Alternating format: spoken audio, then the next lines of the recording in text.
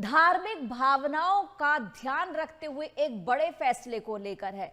दरअसल चारधाम यात्रा के दौरान मंदिरों की पवित्रता और मर्यादा बनाए रखने के लिए उत्तराखंड सरकार ने एक अहम और दूरदर्शी कदम उठाया है।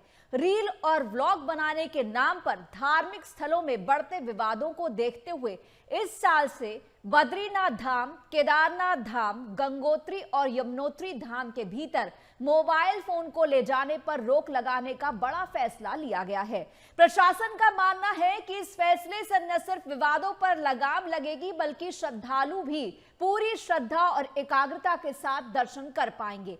चारधाम यात्रा की तैयारियों को लेकर चारधाम यात्रा ट्रांजिट कैंप में गढ़वाल आयुक्त विनय शंकर पांडे की अध्यक्षता में एक महत्वपूर्ण बैठक हुई, जिसमें गढ़वाल आईजी राजीव स्वरूप समेत अलग अलग जिलों के जिला अधिकारी और विभागीय अधिकारी मौजूद रहे।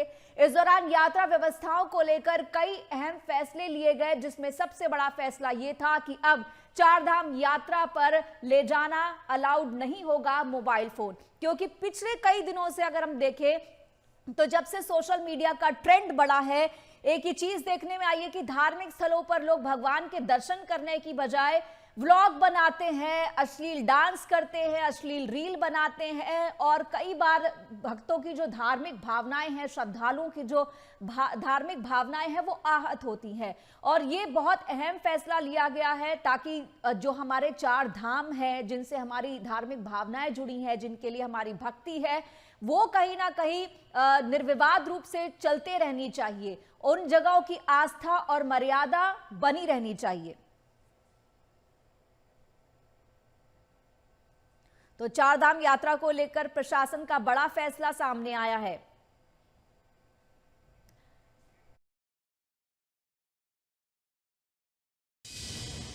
उसमें मैंने आपको पता है कि पिछले 2-3 सालों से ये रील बनाने को लेकर डायरेक्टिव्स आते रहे हैं। इस बार हम लोगों ने ये फिलहाल निर्णय लिया है कि बद्रीनाथ जी में जो हमारा सिंह द्वार है उसके आगे कोई कैमरा लेकर नहीं जाएगा। उसके लिए एक PKTC एक व्यवस्था क्लॉक रूम की रखेगी, जहां पर अपने कैमरे को आप मोबाइल को डिपॉजिट करिए, दर्शन करिए, अपना वीडियो लीजिए और बाहर निकलिए। सिमिलरली जो केदारनाथ जी में जो चबूतरे वाली एरिया है वहां पर भी कहा गया है कि नहीं, ये धार्मिक यात्रा है, हम दूसरी श्रद्धा से आते हैं, आप उसके बाहर जाइए, आप मंदिर के बैकग्राउंड को लेकर फोटो ले सकते हैं।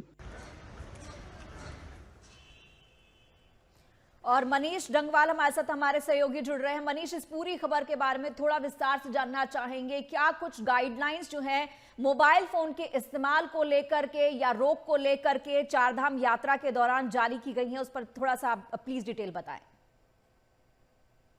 देखिए, फिलहाल जो गढ़वाल आयुक्त हैं विनय शंकर पांडे, उन्होंने जो ऋषिकेश में बैठक ली है चारधाम यात्रा की तैयारियों को लेकर, उसमें उन्होंने इस चीज के निर्देश दिए हैं कि जो चारधाम यात्रा का एक तरफ से संचालन मंदिर समिति जो है वो करती है। बद्री केदार मंदिर समिति की बात करें तो बद्रीनाथ और केदारनाथ की यात्रा को मंदिर समिति जो है वो संचालित करती है।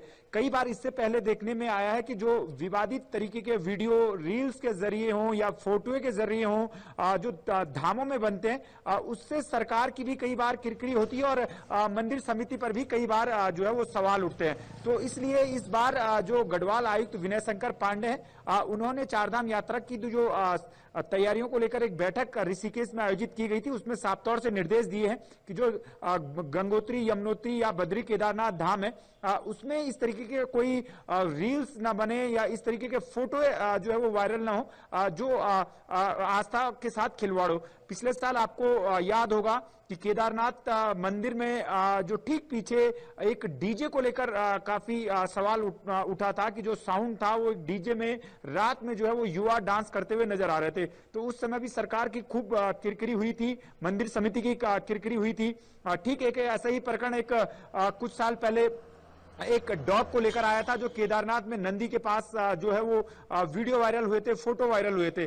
तो इस तरीके के फोटो वीडियो जो है वो केदारनाथ धाम हो या बद्रीनाथ धाम हो, गंगोत्री धाम हो, यमुनोत्री धाम हो, जहां पर श्रद्धालु आस्था के साथ पहुंचते हैं और वहां पर किसी तरीके के विवादित वीडियो जो सामने आते हैं उससे कहीं ना कहीं आस्था पर भी ठेस पहुंचती है। और उसका सीधे तरीके से देखें तो सोशल मीडिया में भी जिस तरीके से चीजें वायरल होती हैं, उससे कहीं ना कहीं सरकार की भी किरकिरी होती है। और ये बेसिकली सरकार की किरकिरी का मामला मुझे मनीष नहीं लगता, मुझे तो ये सीधा सीधा मामला धार्मिक भावनाओं को आहत करने से जुड़ा हुआ लगता है। क्योंकि हम कहीं जाते हैं तो जाहिर सी बात है, हम लोग भक्ति भाव से जाते हैं, श्रद्धा के साथ जाते हैं, भगवान की भक्ति को लेकर जाते हैं, भगवान का आशीर्वाद लेने जाते हैं।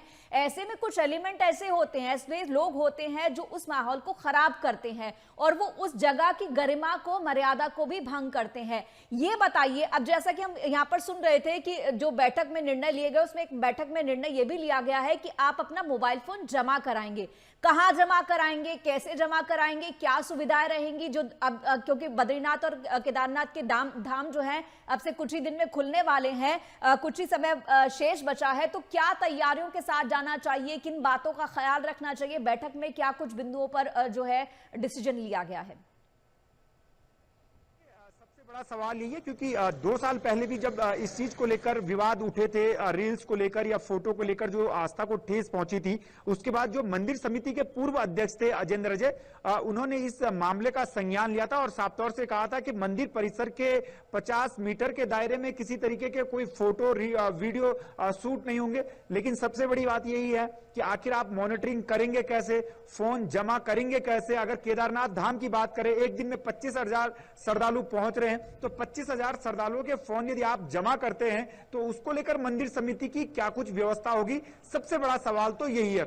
इसी पर जो है वो प्लान जो है वो मंदिर समिति को तय करना है, प्रशासन को तय करना है और सरकार को भी इसमें निर्णय लेना होगा कि आखिरकार यदि अगर विनय शंकर पांडे जो गढ़वाल आयुक्त हैं, वो अगर इस बात को कह रहे हैं कि प्रतिबंध जो है वो मोबाइल रखने पर रहेगा, तो क्या कुछ जो है वो पर्याप्त प्लान जो है वो गढ़वाल आयुक्त के पास है, मंदिर समिति के पास है?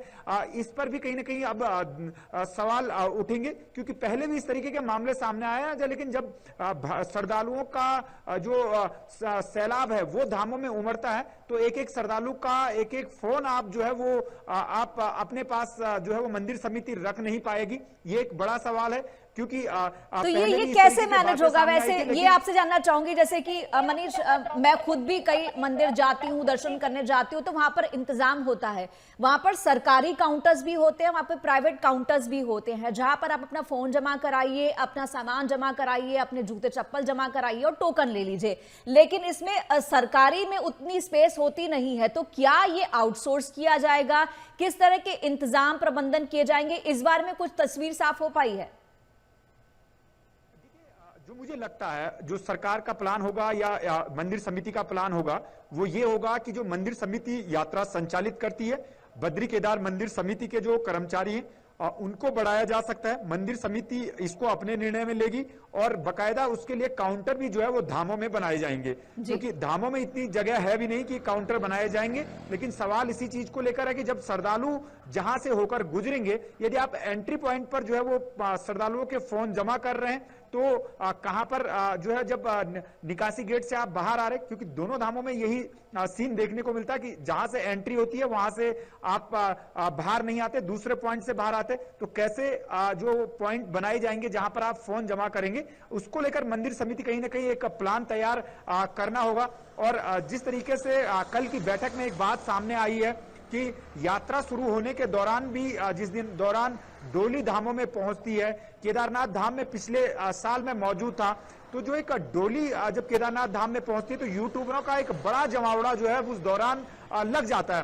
तो कहीं ना कहीं डोली के दर्शन भी जो है वो श्रद्धालु वहां पर नहीं कर पाते। तो इस पर अब विराम लगाने की दिशा में जो है वो प्रशासन आगे तो बढ़ रहा है, लेकिन किस हद तक इस प्लान को लागू कर पाएगा इस पर जो आने वाले समय में पता चल पाएगा। और जब इस साल चारधाम यात्रा शुरू होगी तो किस तरीके से इसको कंट्रोल किया जाएगा, इस पर सभी की नजरें भी रहेंगी। और मनीष, चारधाम यात्रा की थोड़ी सी हमें जानकारी दे, कब से शुरू हो रही है, कब से रजिस्ट्रेशन शुरू होंगे, कैसे श्रद्धालु जो हैं चारधाम यात्रा के लिए कब से और कैसे शुरुआत कर सकते हैं?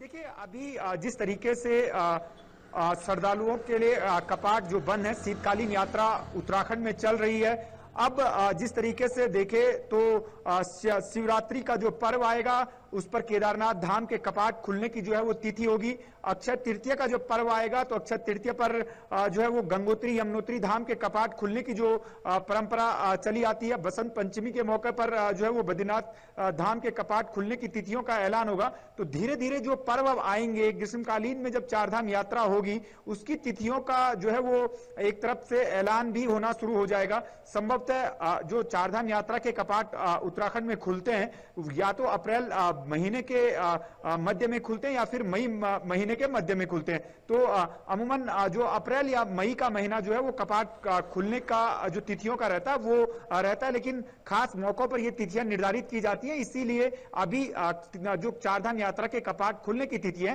वो अभी घोषित नहीं हुई है। जी मनीष, आप इस खबर पर नजर रखिएगा। ये भी आपसे आगे जानेंगे कि क्या कुछ रिएक्शन लोगों का आ रहा है, क्योंकि जेनजी है, जहां भी जाते हैं इनके साथ इनके फोन भी होते हैं और साथ ही साथ हर जगह की रील बना करके पोस्ट करना भी इनका चलन है। फिलहाल बहुत बहुत शुक्रिया मनीष इस तमाम जानकारी और बातचीत के लिए। तो चारधाम यात्रा को लेकर ये अहम और बड़ा फैसला लिया गया है। चारधाम यात्रा की महिमा को, मर्यादा को, गरिमा को बरकरार रखने के लिए फैसला लिया गया है कि फोन और कैमरे वहां पर अब से अलाउड नहीं होंगे।